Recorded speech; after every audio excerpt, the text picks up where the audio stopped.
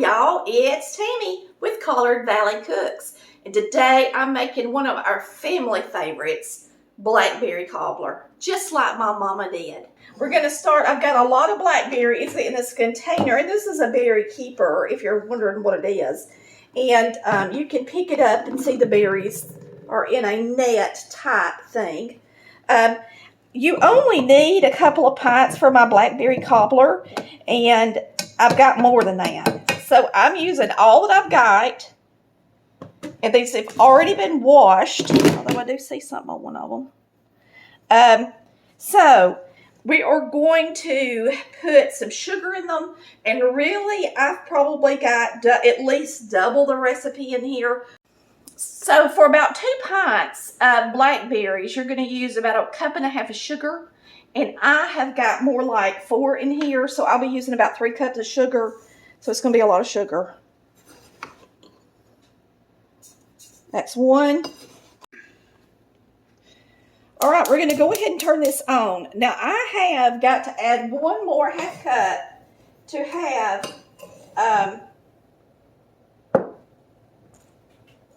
3 whole cups of sugar. That's a lot of sugar, but blackberries are bitter. So you normally use a half, which is 1/4 cup of butter, but I'm going to use a 1/2 cup of butter because we're doubling this recipe.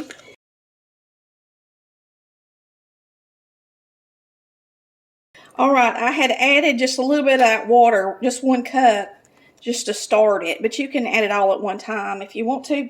But now I'm going to go ahead and finish adding all my water because you know I did double the recipe. So that right there is 2 cups, and I got to get 2 more.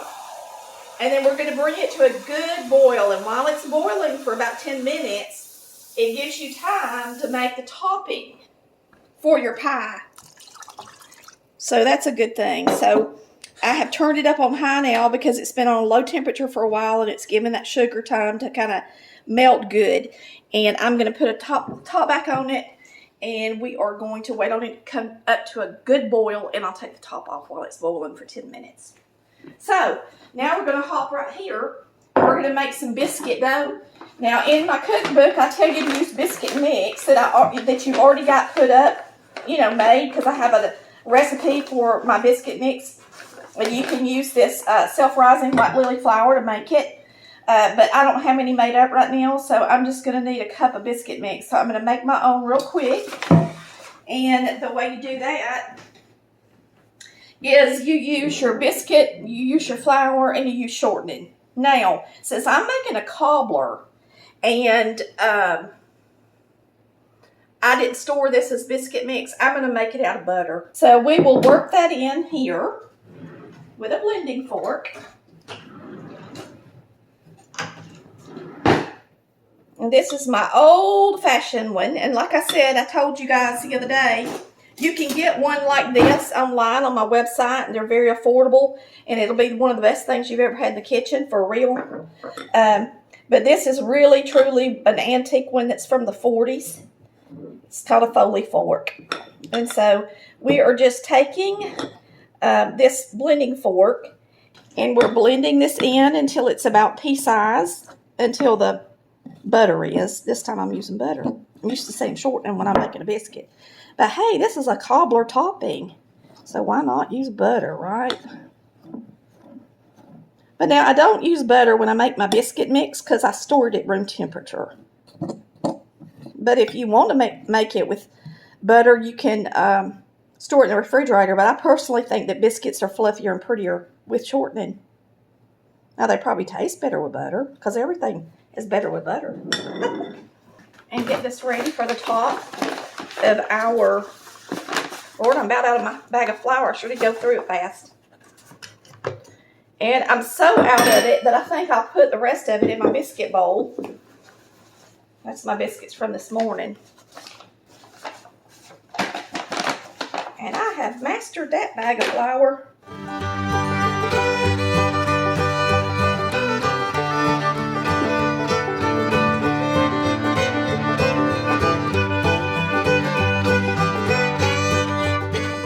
Now, when you make dough for a cobbler, I personally don't like to use buttermilk. I like to use sweet milk, which is what we call regular milk. Mama always said, hand me the sweet milk. If she ever said hand me the milk, we said which one, and she either said buttermilk or sweet milk, and that's where we get that from growing up. Now I'm going to add milk in here just until all of this clings together and there's no more mix in the bottom of the bowl. And you should add it a little bit at a time. You shouldn't even have to measure it. Matter of fact, it's better when you're making biscuits, scones, dumplings, topping, anything like that, to add your milk a little bit at a time and not use a recipe for the liquid part. It's just better. Because some people might use a heaping cup, and some people might flatten their cup, and some people may use a real teacup, and so you're just better off. I just added too much. Not too bad. Just not, using a recipe for the liquid. All right. Now, for a topping, I'm going to flour the surface. Put this out on my surface.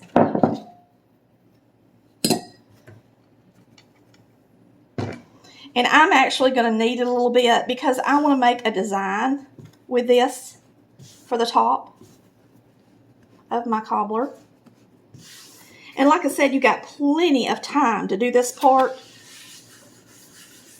while you are waiting on your berries to cook. They need to cook some, okay?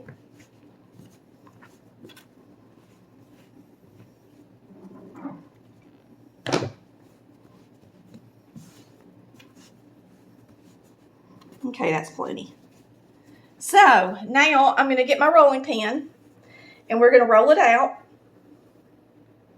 And you can make a lattice top if you want to, or you can just use a design tool, and which is what I'm going to do because it's easy, and I don't want to do lattice top ever. It's too much of a pain in the butt to me. Now, I'm a cook, and I'm a good Southern cook, but I don't have to make everything look like I'm a master baker, okay, as long as it tastes good. If y'all don't have a wood surface and you want a wood surface for your pastries, show them that board right there, Chris. I'll quit doing this for a second. This is a board you can order on Amazon. It's around $70. And on one side it has a design to show you how big a pie crust needs to be when you roll it out. It's real affordable, and it's something you can use at home. Now, it doesn't come preconditioned, so you have to get you some mineral oil and rub it down good before you use it. But it's a very cheap alternative to trying to get you a fancy cutting board or some wood countertops in the kitchen. Okay? And that's the whole reason I have it. You probably think, well, why do you have it? I have it because I had a viewer that wanted to spend the money on a custom cutting board like I have, but she was mostly wanting it for a pastry surface. And I personally did not want her to go spend the money for something like that and spend too much. So I ordered the board to make sure it was adequate and something that I would recommend for my viewers to buy. And that's why I ordered it. Okay, this is our berries. They have finally come to a boil. You're going to want plenty of juice in it like this because we're going to add some dumplings, y'all. Mama always added dumplings to her blackberry cobbler, and sometimes when she made sweet potatoes, she would put in dumplings. And I made some extra dumplings the other night and froze them, and so we're going to get those out and throw them in this cobbler. But we're going to let it boil a good 10 minutes first, okay? Because you want it to cook some. All right, it's time to put the cream in our berries. When you use milk and anything that's boiling, do not use skim milk. Do not use anything but whole milk or cream. If you do, it will curdle, and I've been known to do it a few times. So, sometimes you live and learn. I'm going to use evaporated milk, and that way this will not happen. You can, because me and Chris don't buy whole milk, so you're going to be using 1.25 cups. Since it's cream, it shouldn't curdle. So let's cross our fingers. And it don't. It makes a difference. So I'm just using the whole can because that's another 1/4 cup. Okay? And now we're going to bring this to a boil. And we're going to drop our dumplings in. This is how Mama made Blackberry Cobbler. She put milk in it. Then Mama used just whole milk most of the time. And I don't buy whole milk, so I have to use the canned milk. But either way, it's absolutely delicious. And you'll probably think, whole milk in cobbler?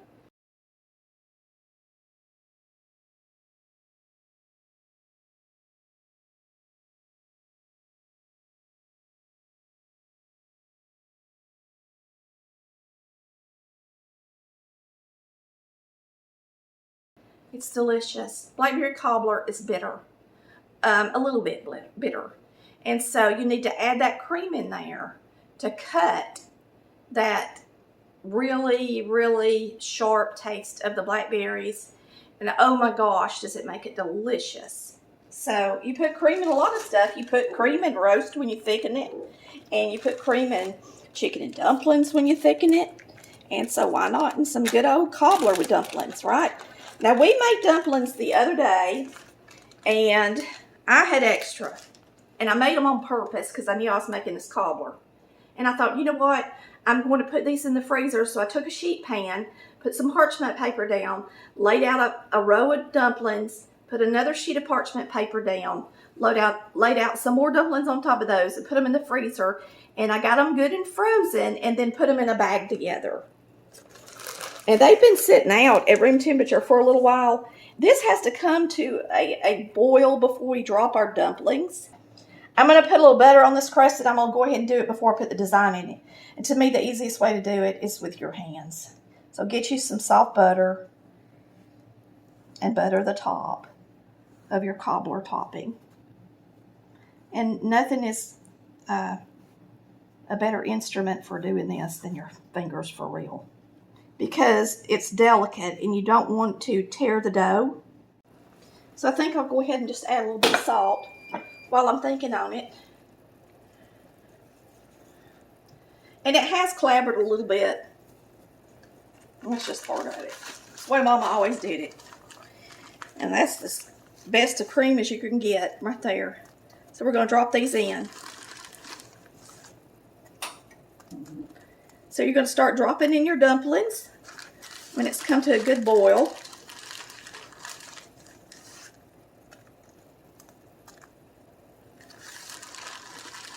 And I don't have a whole lot of dumplings, but anything that I don't use for the top, I can also put in here and add a few more if I want to. So you don't want to add the dumplings, get them about done, and then add some more.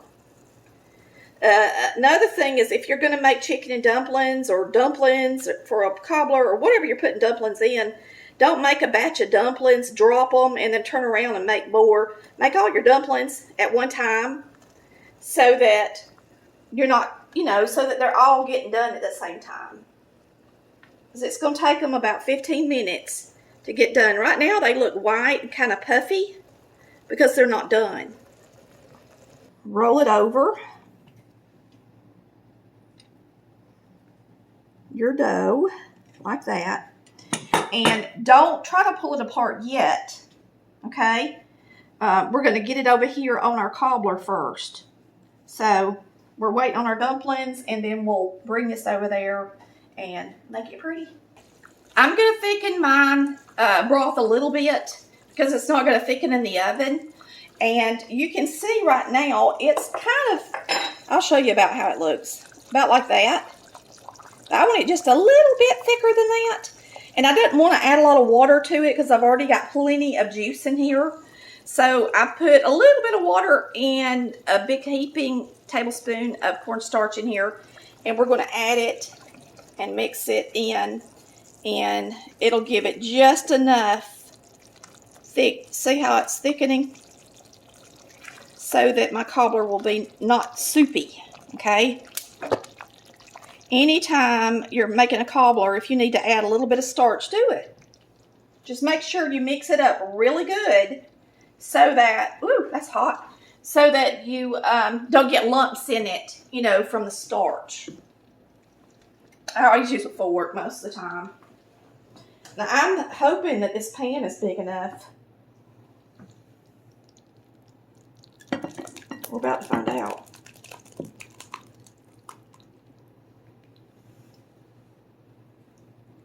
I'm afraid to put, I guess I can put it all in there.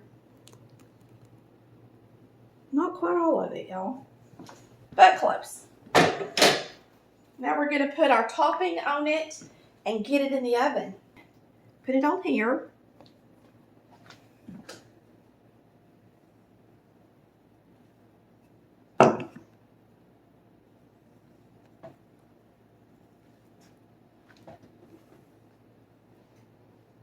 You know what?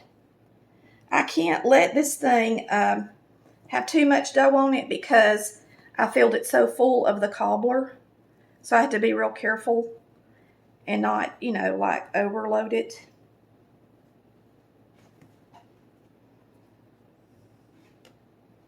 But now if you got more room, then stuff your dough around the edge some. You don't have to worry about it, you know, falling through or whatever. And I didn't do the best of jobs pulling that apart because I like a lot of dough.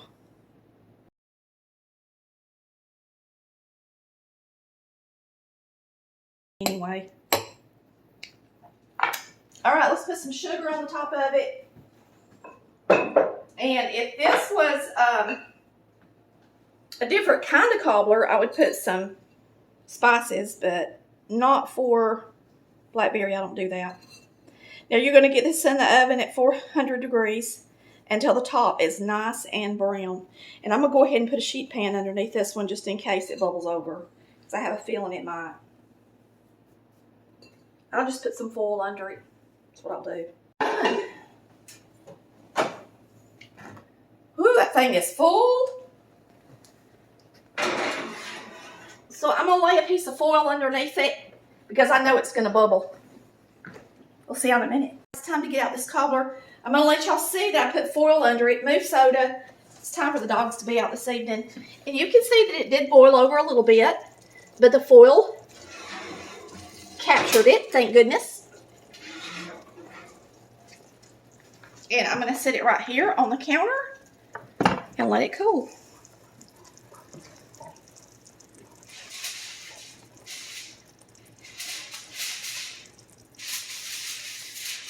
So you can see what little bit dropped right there. Wasn't too bad. Not near as much as I thought would come out of it. But boy, is it going to be good, y'all. Okay, y'all, I'm going to show you my favorite way to eat this cobbler. It is not when it's hot with ice cream. It is actually when it's at room temperature. I don't know why, but I think because when I was a kid, I'd sneak and get it when Mama wasn't looking out of the refrigerator. I would eat it cold out of the refrigerator. So my favorite way to eat it is when it's at room temperature or cold. And this right now is at room temperature. I wanted to show you this because to me, with Blackberry Cobbler, when you eat it when it's hot, it just doesn't give the cream and the butter justice like when you eat it at room temperature. I know that sounds crazy, but just try it. So when it's at room temperature, to me, oh my gosh, is it good. What are you doing? This is extra footage. You need to eat it and say how much you love it and how good it is. Oh. This is me eating it right out of the bowl at room temperature. And I have to say, I could eat the whole thing. You can just taste the cream and the butter.